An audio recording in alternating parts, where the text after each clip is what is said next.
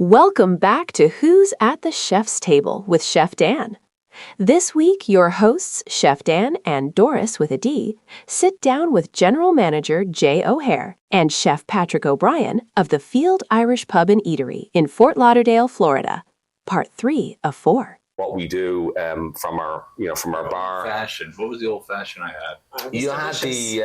I read the article that you did, and you had the Irish oak fashioned. That was awesome. So we make that with Glendalough single pot still Irish whiskey, which is the only Irish whiskey that's aged in Irish oak.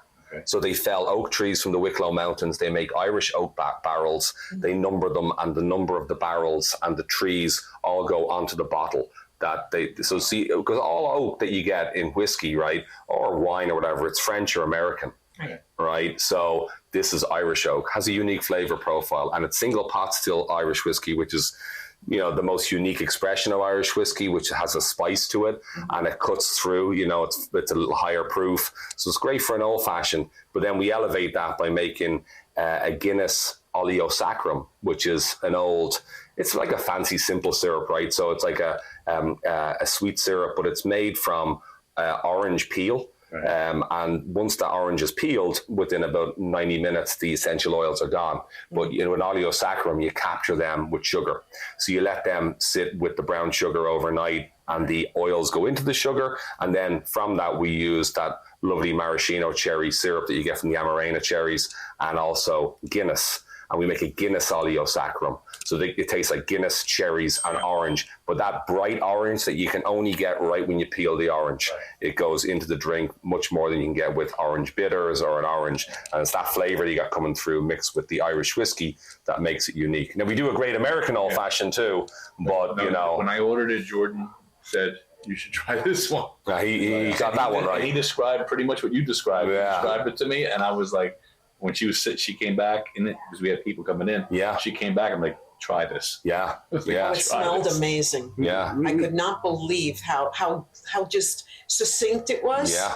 And at the same time, it was appealing. Yeah. And I don't drink that. Yeah. So it was a good thing. As a restaurant, we do try to appeal to like everyone. That's not just one culture. That's not one person. Everyone. Like, we even do the Impossible Burger. We had a brioche bun, which is not technically vegan, right, but we found a vegan brioche bun. Yeah. We found vegan mayo, did chipotle mayo. So we do try to accommodate everyone in some kind of way. So no reason for someone not to come here. Like, look, we have it. Yeah. And well, what I was getting to with the menu is, yes, it's basic. Yeah.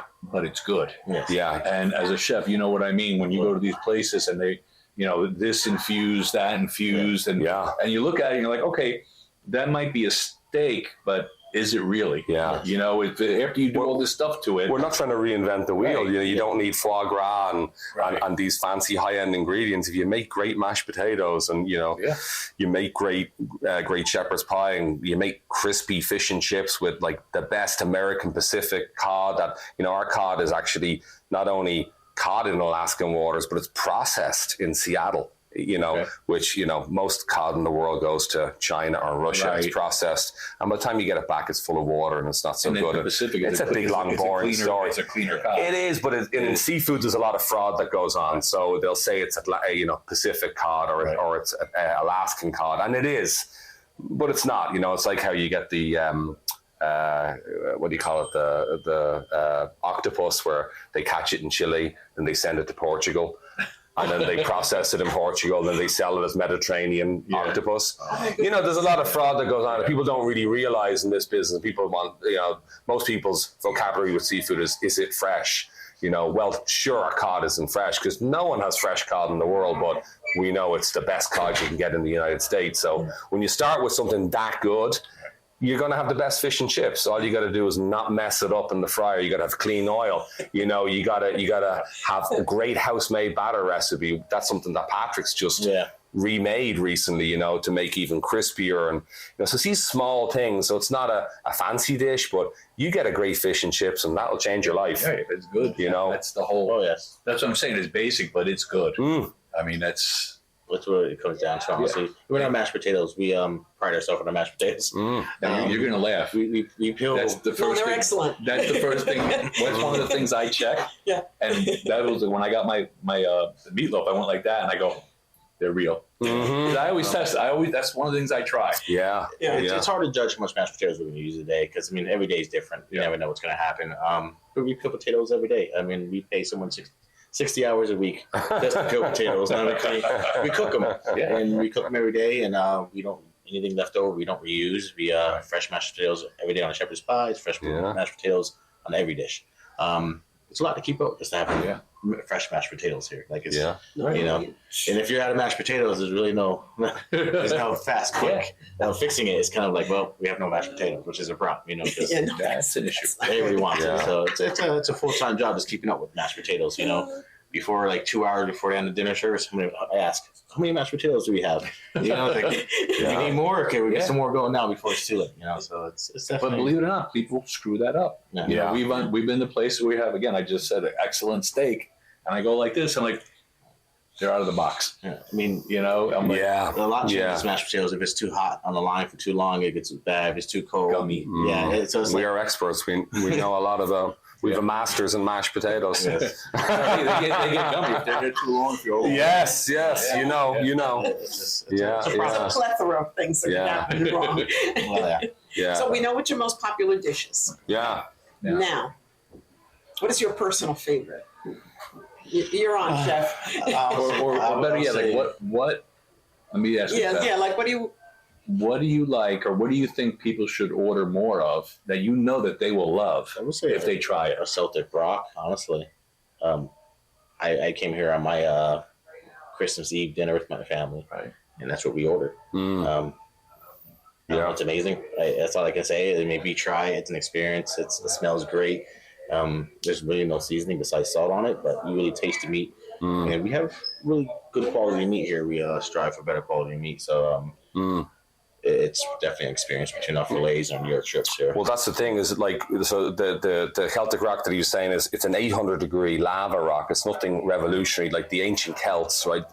Where this comes from is that ancient cultures, including the Celts, which is, you know, the Irish, the Welsh, and the Scottish, they all cooked meat on hot stones, right? That was the first way, because you realize cooking meat on open fire would burn your meat, so they would heat stones, cook the meat on the stone, right? So we kind of brought that back using lava stones. You get a good 45-minute cook time on this 800-degree rock. But the problem is when you put bad quality meat on this, there's no carbon from a grill. There's no excessive seasonings or sauces or anything to hide behind. So we make sure we buy Braveheart single source meat out of the Midwest. It's out of Nebraska. And it doesn't matter if you get a steak here in December or you get it in June or any time of the year, steak's always going to be consistent. The profile is going to be the same. And, you know, 80% of what you're tasting that steak is the feed of the cattle, not just the breed. So yes, it's certified Black Angus, you know. Yes, these cows are kind of have these very strict requirements, you know, in terms of this all DNA traceable meat. You know, it's almost as high as like a prime grade of beef, but it actually performs better under taste tests and a lot of the prime beef we've had because it has better flavor. It has actually, even though it might have a little more chew than prime, it has exceptional texture. You know, and some people would argue that it's better texture than prime beef. But that's great if you get that meal with your table of 8 that you had the other day. We want to make sure you get it when you come back in February, you know, with just the two of you. You come back with 32 people for, you know, a birthday party that everyone has the same thing again. And that's the hardest thing to achieve is that consistency. So, but we hang our hat on the quality of the produce we get, like the lamb chops. You know, it's all, you know, very, very high-end grass-fed Australian lamb. New Zealand lamb. So it's about what you start with. You know, you can't, you know, put lipstick on a pig. It's still a pig, right? You know, so like talking about put lipstick on a pig, our pork chop actually is one worth noting. It's Duroc pork. It's a heritage breed pork. So it comes from the good old US of A. Is there anything Irish about heritage breed pork? No, it's American pork. It's amazing. You know, so it's got lovely marbling of fat. And again, it's all single source. It's the same destination, same farms producing this pork. So, you know, it's going to be the best pork chop you've had, hands down. And that's a little hidden item on the menu that, you know, little trick there. Try that one. Even with the rock, if you walk back here and someone was eating a rock, you'd be like, wow, Like that smells amazing. Yeah, everyone wants it. Like emits such a great smell to the restaurant. But like the way you mentioned the cuts and all is because so many people hide behind prime, you know, and they double the price. It's prime, but have you tried it? You know, have you eaten it? Other than writing that word there, you know, and there are places that aren't doing prime that, like you just said, they're excellent. What we're very focused on too is value, right? And value is the intersection where quality and price meets, right? So yeah, you could go through our menu and you could surely find better of anything that we sell, right? You could say, well, I can find, you know, maybe not the cod. Actually, maybe we found one that we found whole cods that were, it took a couple of days to butcher and to debone. But beyond that, like, you know, you can always find something a little bit better. But we're interested in finding the best at a great price, you know, because nothing's cheap these days. And we're sensitive to the fact that, you know, two people walk in here, you and Doris come in, and you have dinner, you know, and a couple of, you know, a shared appetizer, a couple of inexpensive entrees, a couple of cocktails, and a shared dessert, you know, maybe tax and tip, and you're in there maybe $150. You know, so people make choices these days, right?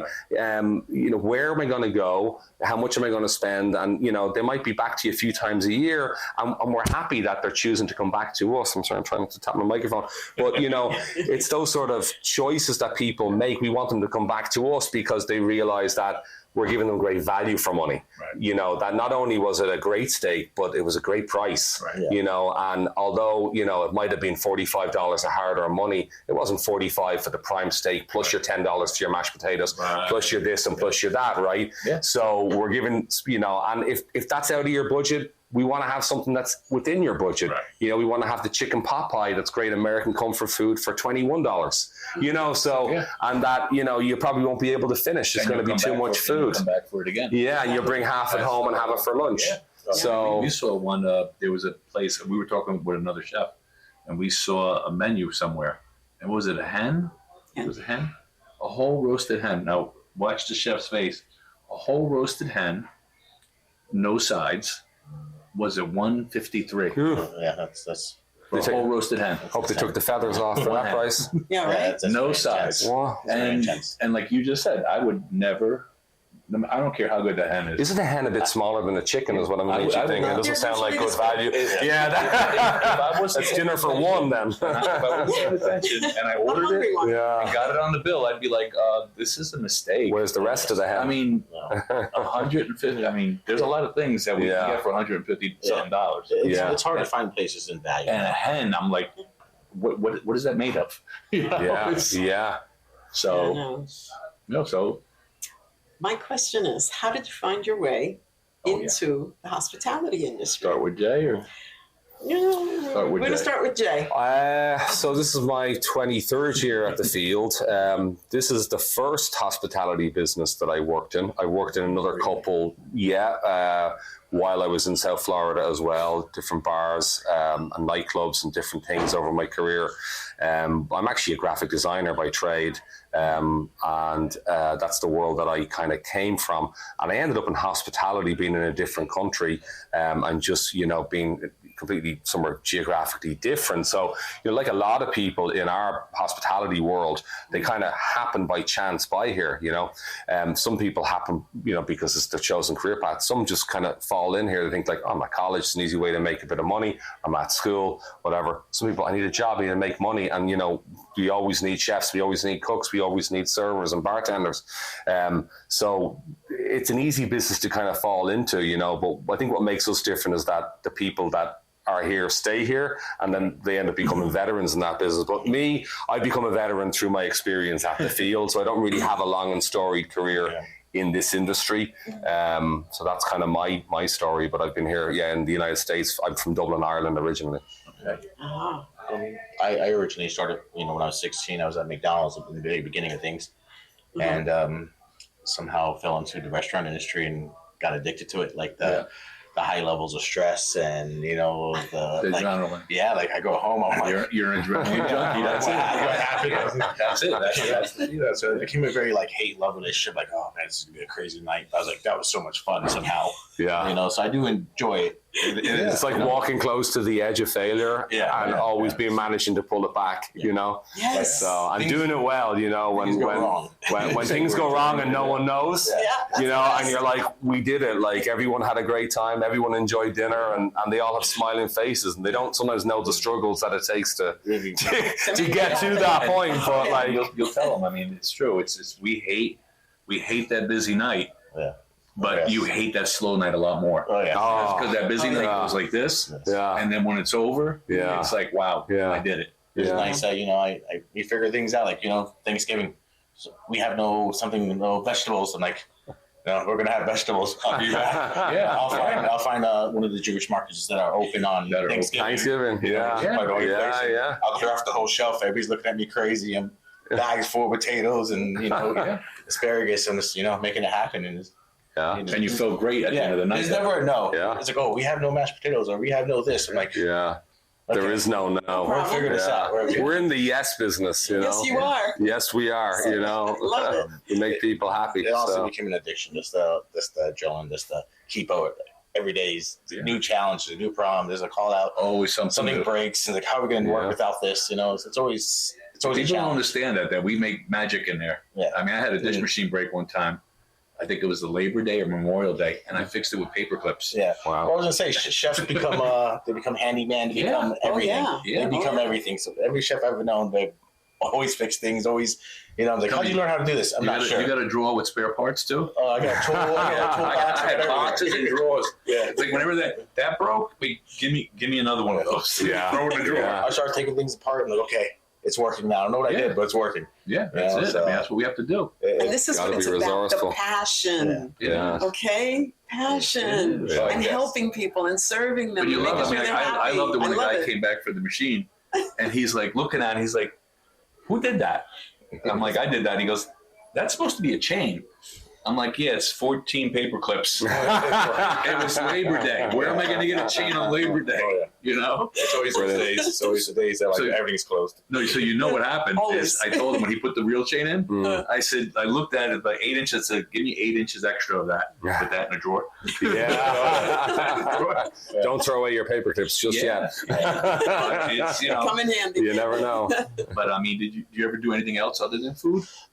Yeah, I was doing like construction on houses between there, which also helped me here a lot with a lot of things here. And things happen, doors break, the place is made of wood. Yeah. You know, so it does come in handy to just have that little bit of knowledge, you know.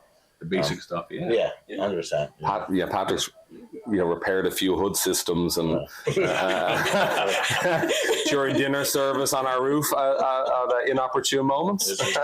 Well, I'm from Jersey. I had to go up on the roof and shovel. Yeah, getting the snow off. Yeah. A closed kitchen is no good. You know, the kitchen needs to be open. Kitchen needs to be making money. Everybody's happy. You know, so that's my main goal. Everybody's happy. Everybody's living. Everybody's eating. No one knows the Nobody chaos knows what's going on. No. Like the food's been 40 minutes. Like, the chef's on the roof. You know, so, and he's not playing Santa Claus. I'll ask the chef for 20 minutes. You know? So it's definitely an experience. Every day is a learning experience. If you're not learning, you're not grow up. You know, so every day here, I learn something new. I do something new.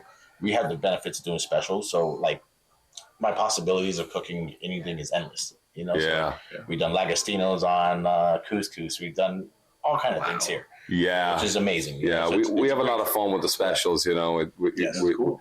Yeah, it's amazing. I was just going to ask about the specials, and they read my mind. You know, doing the same food every day. Yeah, it's great, but like sometimes just exploring your own. You know, I saw this on TV. I want to try this. It's awesome too. You know. Yeah. So I do like to get to try anything tuna. I mean, you would be surprised at things that come out of this restaurant. We sell duck. We sell all kinds of stuff. I'm going to hit him with the question. I love my curveball question. Yes, do that. This is not for you. No, thank you. I appreciate that. We only threw you 10 curves. Okay. You want to cook the same food every day, and you get bored of it. And people are like, oh, wow, shepherd's pie. You must love that every day. Yeah. So when you're on the line, it doesn't have to be on the menu. It could be anything. We've had hot dogs, pizza. Mine was peanut butter and jelly. Is there something that you have on the line or in the kitchen that you grab when you're busy or whatever, something go-to? I just eat a plain burger with rice now. There you go. As simple as that. And I just throw some mushrooms and bell peppers on it. And that's it. It's always a bad question to ask a chef, I think, Dan, because chefs love the most they'll have McDonald's fries and a strawberry milkshake, and they'll be the happiest person in the world because they're prepared filet mignon for dinner for a couple of hundred people before that. So they're like, if I see another filet mignon, mine was. so they want ramen noodles and basic. Mine was lobster tail and filet mignon. I worked in a banquet hall. I could not stand for years. I couldn't stand lobster tails. Right. And filet mignon. I was making sandwiches out of it. Yeah. But no. Putting it in butter. But it's funny you said the McDonald's thing. We had another chef in Boca, remember? And he said, he looked at me and he goes, "Those burgers, that's like a treat for us." Yeah. We don't see that stuff. Yeah. Because we eat in the kitchen. Sure. So we eat what's here, and we don't have, where I work, we don't have burgers. Yeah. So like when someone said to me, "Here's a burger," I'm like, "Whoa, a burger." Yeah. And honestly, it blows their mind. They think we eat like, I don't cook much at the house. I'm here 13 hours a day for most of the time. I do prefer my wife's cooking. I mean, it just something like because you're not made cooking. Me a sandwich. That's the best sandwich I've ever had. Yeah, That's great. The best meal you've ever had is the one you didn't cook for yourself, right? Exactly. It's like people watch these TV shows, and they think that we eat like, ooh, it's no. We're normal people. Yeah, simple. No house ketchup at your house. No, Heinz only. Heinz or whatever. Yeah. I usually get here around like 8 o'clock in the morning, and sometimes it's like 5 o'clock. Like I have 8. I got to make something. I'm like, what am I going to make? Yeah. I just whip it together fast, eat as fast as possible. Someone's talking. I'm like, okay, give me 10 minutes. I'm almost done. I used to hide people. Mine was peanut butter and jelly. I would hide them on the line. Yeah. I just grab one. Yeah. And then someone comes in, and I'm like, It's like eat now, taste later. Another chef had a pizza. He would order a pizza because they were in a strip mall. Yeah. He'd order a pizza and put it on top of the oven. Yeah. And just grab it whenever you can grab it. Yeah. I've already eaten 2 Slim Jims today, so that's There you go. so that's where I'm at the moment. I want to get farther. I'll figure out what's next. But, it's one day at a day. One day at a time, Yeah. I always figure it out. Jay, tell us about the specials. I know there's music going on. I'll be back. All that. Thank you. I got 10 minutes to put an order in. No problem. No problem. We know. Thank you. Thank you for hanging out with us. I appreciate it. Thanks, Patrick. Yeah. Yeah. Tell us about the specials, the music and all that other good stuff. So the specials, we do dinner specials that typically run in 2-week cycles. We used to do daily specials, and we found that rather disruptive to our business, and we were really only just kind of doing it to feed our own egos, to have something different every day. But our guests typically are, we have guests that visit daily. They're in the minority. It's 0.001% of our guests, right? So we're more interested in executing great specials for a couple of weeks. And maybe if you hit that at the right time, you can come back and you can get it again. I was going to say, that's a great idea because of that, right? Hey, let's go back. Yeah, and plus, with the upheaval and the logistics that are involved in creating specials, testing them, honing them, training the staff to make them, training the staff to serve them. We find that that's a good kind of time period where people can get comfortable with explaining them. There's a lot of knowledge about them. The chefs are comfortable preparing them, and then with a lot of our specials, we find that they end up to be so popular. They're back, a couple of times during the year. People want to see them again and again. We're like, well, it may not be. It'll be a couple of months for this, or So like, got to know when the meatloaf's on, or I got to know when the spice bag's back on, or the langostinos, whatever it is. But we like to get good at doing those things. So repeating them is the best way. If people come back and they can depend on it, and they know, because ultimately that's what people get excited about. Like when I go out to certain restaurants, I know what I'm going to eat, right? So, our owner, Hillary, is very creative, and she loves to make new things all the time. But I always have to remind her, people want to be able to depend on something, that when they go out, they know what they're going to get. So the specials are like a little surprise for people. The menu is really where they're, rubber meets the road there, and people are eating shepherd's pies and fish and chips and bangers and mash and all that. But the specials is just a little kind of surprising stuff. Like we've filet mignon on there now. We put it on the Celtic rock. We also do another dish with that filet mignon, which is a pasta di manzo.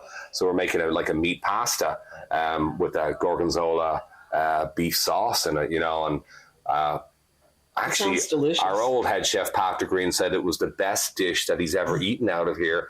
And he was our head chef for 15 years here.